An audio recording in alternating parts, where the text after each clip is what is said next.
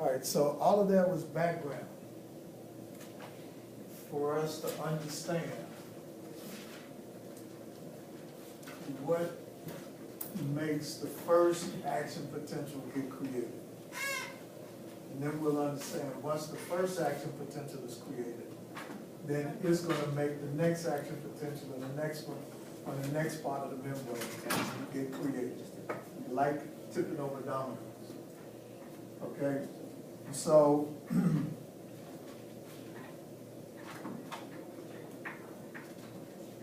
notice the direction that the ions will flow by diffusion when their channel is open. Okay? By diffusion, if the sodium channel is open, in which direction would sodium flow? To the inside, from higher to lower concentration, makes it come inside. If a potassium channel is open first, which direction would it flow?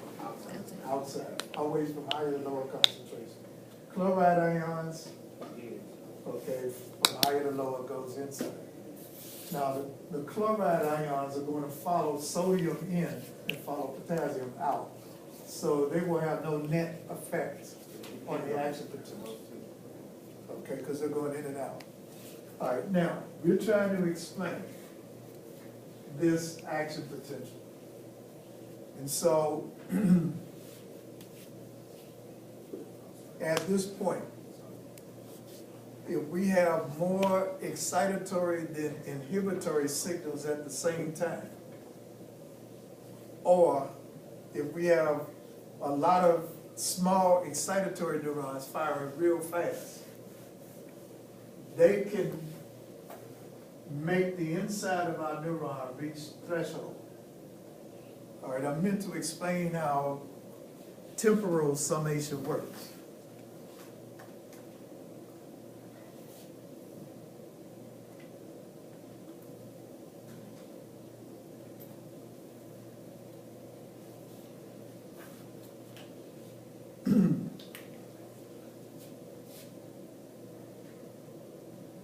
So suppose we had a single excitatory presynaptic neuron firing.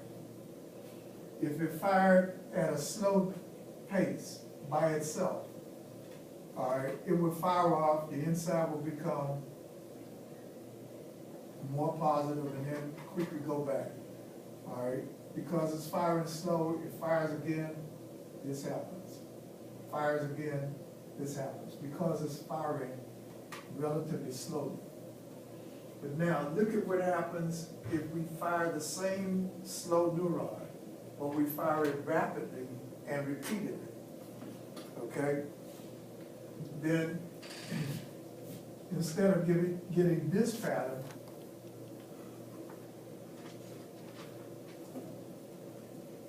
all right, you fire the neuron, but you fire it quickly again before it can go back to resting levels. And so it does this, and it starts to go back, you fire it quickly again, quickly, and now it reaches threshold because of the rapid firing. Okay, and so this is what temporal summation, this is how temporal summation works, okay?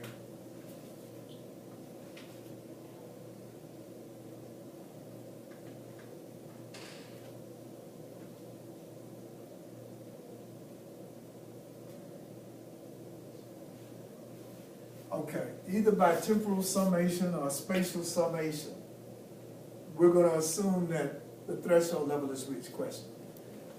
When you say excitatory neurons, do you mean neurons that are being excited, like their sodium gates are open? Is that what you mean?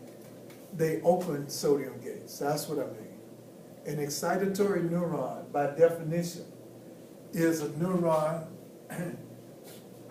Excitatory neurotransmitters open sodium channels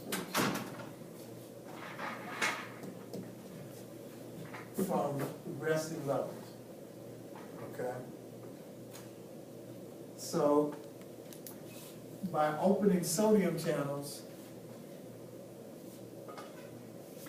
from resting levels, here is resting levels. We got a negative 10, 20, 30, 40, 50, 60, negative 7 at rest. And if sodium channels open first, then in what direction will sodium move? Inside. It will move to the inside. Okay, making the inside become more positive or less negative. Okay? And so that's what an excitatory neurotransmitter does. It causes if we looked at this on the graph, an excitatory neurotransmitter would make the inside go more positive, like that. That is the signature of an excitatory neurotransmitter. Now, let's look at what an inhibitory neurotransmitter does.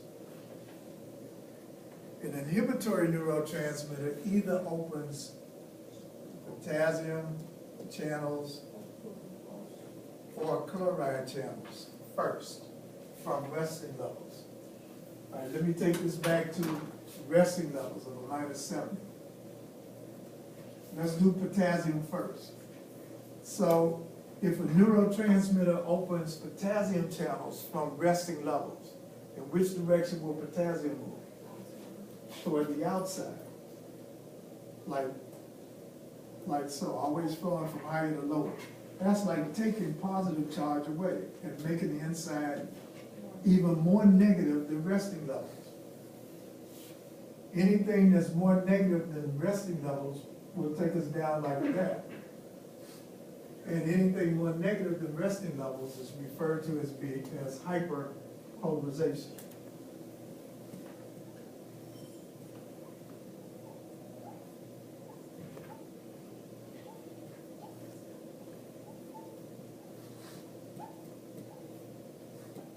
So this little piece represents hyperpolarization. This would represent hyperpolarization. Anything that causes the inside to be more negative than resting. Okay? So some inhibitory neurotransmitters open potassium channels first. All right, let's go back to resting levels. Other inhibitory neurotransmitters will open chloride channels first from resting levels. So we're at 10, 20, 30, 40, 50, 60, 70 at resting levels. If the chloride channels are open first, which direction will chlorine flow? Down. Adding more negative, making the inside more negative than resting. So the way that you define an inhibitory or excitatory neurotransmitter is according to which of these channels it opens first from resting levels. Okay? This also explains how the same neurotransmitter can have opposite effects. Because, all right, let's look at a model from a channel.